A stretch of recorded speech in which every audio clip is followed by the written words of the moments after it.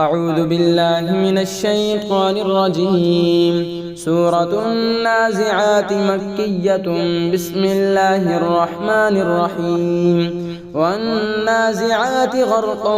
والناشطات نشطا والسابحات سبحا فالسابقات سبقا فالمدبرات أمرا يوم ترجف الراجفة تتبعها الرادفة قلوب يومئذ واجفة أبصارها خاشعة يقولون أئنا لمردودون في الحافرة أئذا كنا عظاما نخرة قالوا تلك إذا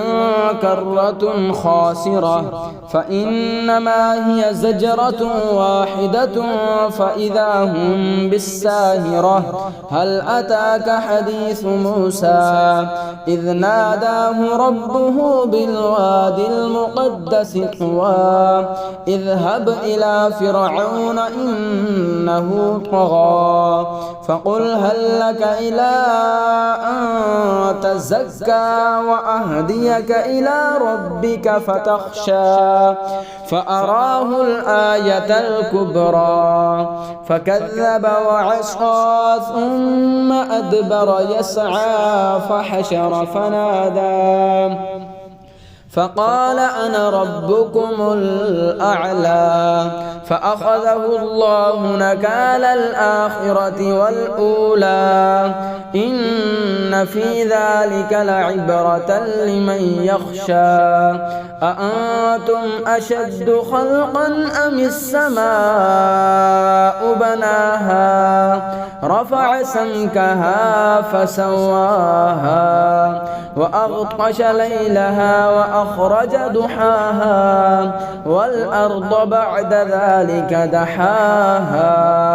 أخرج منها ماءها ومرعاها والجبال أرساها متاعا لكم ولأنعامكم فإذا جاءت الطامة الكبرى يوم يتذكر الإنسان ما سعى وبرزت الجحيم لمن يرى فأما من طغى وآثر الحياة الدنيا فإن الجحيم هي المأوى وأما من خاف مقام ربه